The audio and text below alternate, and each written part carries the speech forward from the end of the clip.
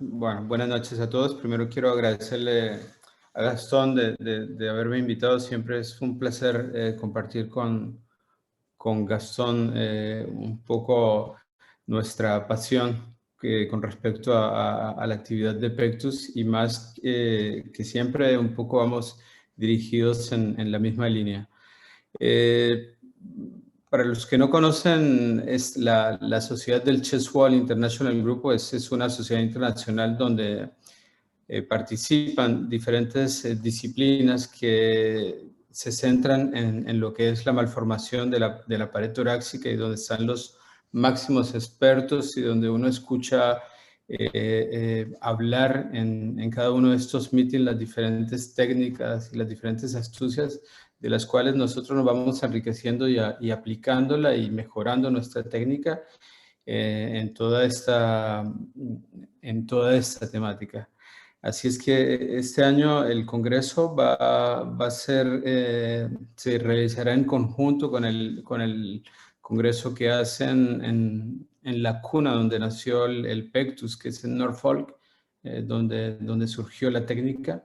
Y allá va a estar invitado, por supuesto, Gastón, ahora a hablar de crioanalgesia y algunos otros temas.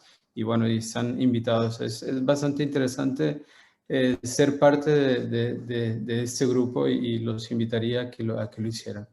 Así es que brevemente haré una pequeña introducción y particularmente hablando de la técnica de NAS, que sabemos que es una técnica que está asociada con un dolor posoperatorio significativo, que muchos de estos pacientes tienen un dolor bastante invalidante, que necesitan analgésicos muchas veces de primera, de segunda línea y con una recuperación que puede ser muchas veces que puede tardar.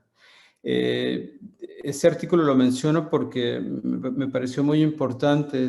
Fue un survey que se realizaron a los principales centros de Pectus para saber cuál era el protocolo de manejo que ellos tenían. Y para que se den cuenta, más del 90% utilizaban catéteres epidurales y en el 27% de ellos asociaban lo que es la PCA. Así es que hoy en día no existe ningún protocolo establecido en el manejo, pero lo que sí sabemos es que tenemos que tratar de protocolizar el manejo del dolor. Y existen factores que contribuyen a la morbilidad posoperatoria y uno de ellos es el dolor. Y cuando uno utiliza una estrategia de analgesia, pues esto también puede causar algunas complicaciones, como es náusea, vómitos, cilios, cuando tú utilizas un gran número de morfínicos. Y bueno, todo este dolor puede complicar la cirugía y el resultado es un retraso en la recuperación de este paciente. Y hoy en día, pues estamos hablando de lo que es el protocolo ERAS, que está aplicado en cirugía, incluyendo en la cirugía torácica, y la crioanalgesia cae perfectamente en esto, donde se busca es tratar de reducir el número de complicaciones, tratar de acelerar la recuperación, la actividad temprana y esto en resumen pues va a reducir el costo de la hospitalización. Así es que el ERAS en el Pectus es un ejemplo de este tipo de protocolo que se está haciendo en las diferentes disciplinas y se está discutiendo a nivel internacional. Ya Gastón habló de la cirugía de la toracoscopía, de la crioanalgesia por vía toracoscópica y nuestra experiencia también empezó por toracoscopia y un poco lo que yo veo, y esto lo podemos discutir con Gastón, que los puntos críticos cuando tú haces la toracoscopia es que no podemos llegar a la parte posterior antes de que se divide el nervio intercostal. Y la otra, el punto crítico es que cuando existen largas deformaciones que tú necesitas controlar mayores niveles o en algunas veces cuando tienes unas deformaciones inferiores costales, pues necesitas tener un número mayor de niveles y por toracoscopia tratar de hacer más de 5 niveles, que por supuesto se podría en manos de Gastón o algunos otros expertos, pero sin embargo es más dificultad. Por todo esto, nosotros empezamos nuestra experiencia en la técnica percutánea. Y las ventajas es que nosotros, por vía posterior, podemos llegar a hacer la crioanalgesia en el nervio intercostal antes de que se divide, muy posteriormente. Y podemos hacer los diferentes niveles que queramos. Podemos ir de 5, pero podemos llegar hasta 10 niveles. Y esto no solo pensando en el pectus excavatus, no solo pensando en la técnica de NAS, esto se podría pensar en cualquier tipo de deformación que lleguemos a operar. Así es que esto un poco abriría el abanico de patologías que se podrían beneficiar de la técnica de crioanalgesia.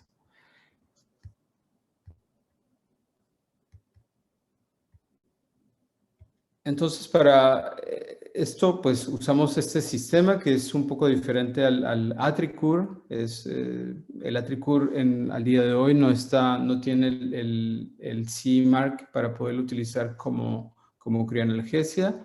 Y existe este sistema que es de Medtronic, donde utiliza también el heno o el CO2 para hacer la crioanalgesia con el protocolo que Gastón ya mencionó.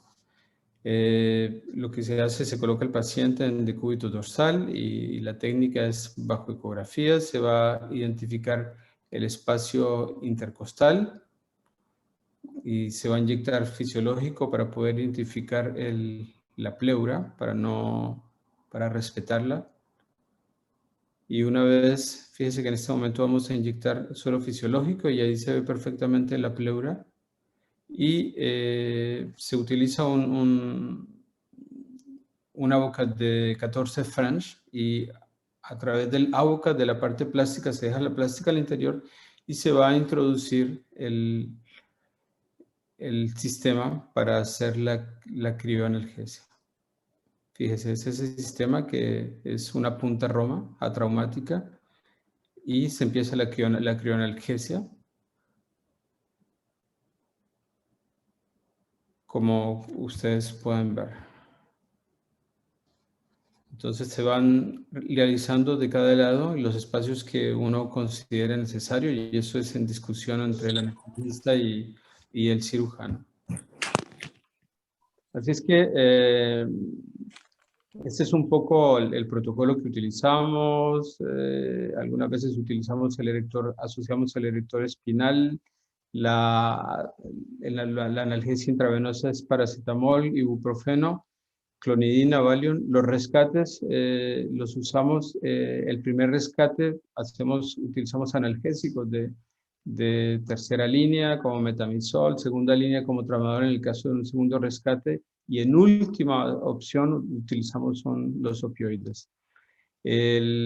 Por lo general estos pacientes salen únicamente con ibuprofeno y acetaminofén y muchas veces el acetaminofén es suficiente por un par de días.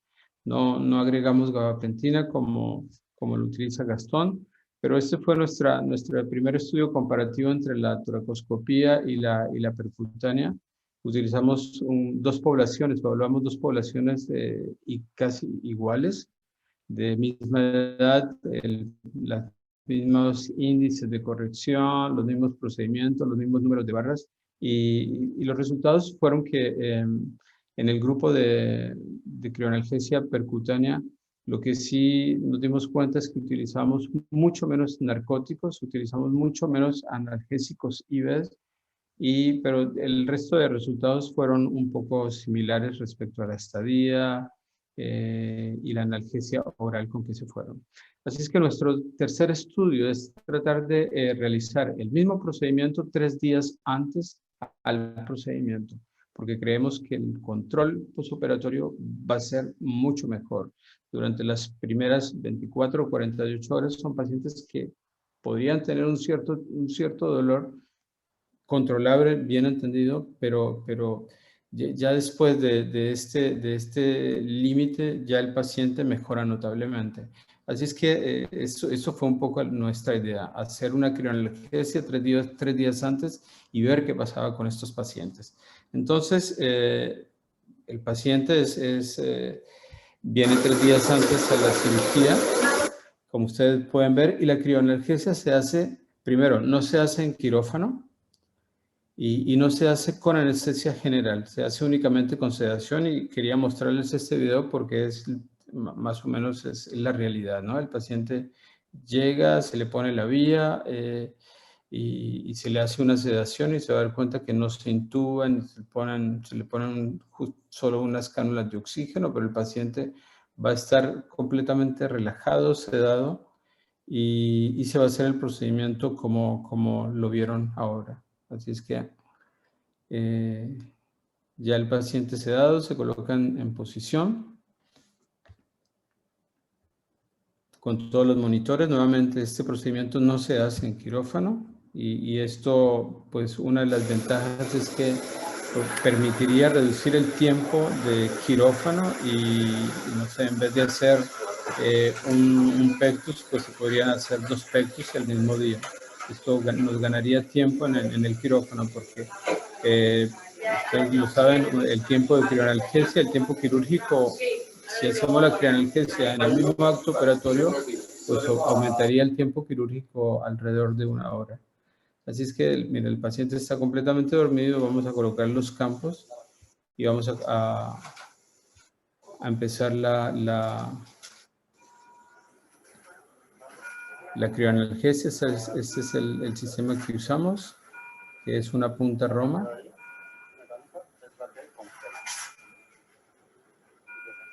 Estos son los detalles técnicos para hacerla. Utilizamos una UCAD de 14. Sabemos cuál es el límite para no entrar de más.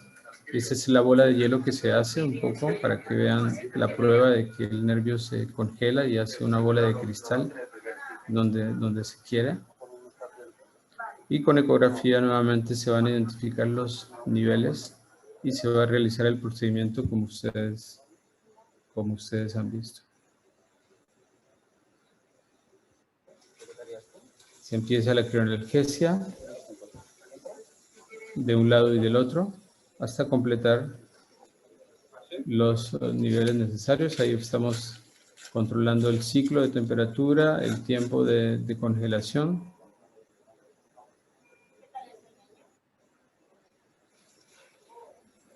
Y el paciente, ustedes pueden ver que está durmiendo completamente, no siente nada. Se realiza el procedimiento, se está alrededor de 1 hora y se va para casa el paciente. Fíjense, en este caso utilizamos 9 espacios. Ahí vean que el paciente está durmiendo, no sintió absolutamente nada, ya el procedimiento está terminando. Y el paciente al cabo de 1 hora se va a la casa y viene el mismo día de la cirugía para realizar el procedimiento. Entonces, nosotros comparamos el percutáneo que hacíamos el mismo día con el percutáneo que hacemos 3 días después. Y lo que encontramos es que hoy en día de todo lo que hemos disminuido aún más el alta hospitalaria. Así es que esta ha sido un poco nuestra experiencia y esto es lo que estamos realizando actualmente. Lo que queremos hacer un poco es hacer un cuarto estudio y tratar de hacerlos una semana después y evaluar todo este grupo de estudios. Y esto es un poco lo que quiero comparar, que cuando tú lo haces toracoscopía, pues un poco como te centras en el pectus excavatum, y lo que es percutáneo va a abrir un abanico de todas las diferentes malformaciones torácicas que las puedes aplicar. El costo de hospitalizaciones es inferior, el costo de quirófano igual, los nervios intercostales, tú máximo por vía toracoscópica podrías hacer 5 o 6, nosotros por vía percutánea al menos haríamos 5, pero podríamos llegar hasta 9, 10 o más.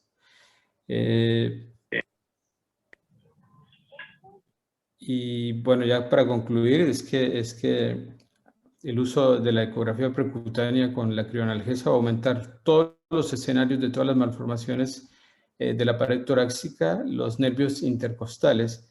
se puede realizar la crioanalgesia justo antes de la división del nervio intercostal. Se pueden realizar más de 5 niveles y reduce el tiempo operatorio, el costo de quirófano, y al final es el costo de hospitalización lo que se mejora. Y eso es un poco el mensaje que quiero transmitir, que es efectivo en el NAS, en todos los procedimientos de tórax, incluyendo las toracotomías, en todo lo que ustedes se imaginen de cirugía torácica, y es una analgesia que es requerida para algunas semanas o algunos meses.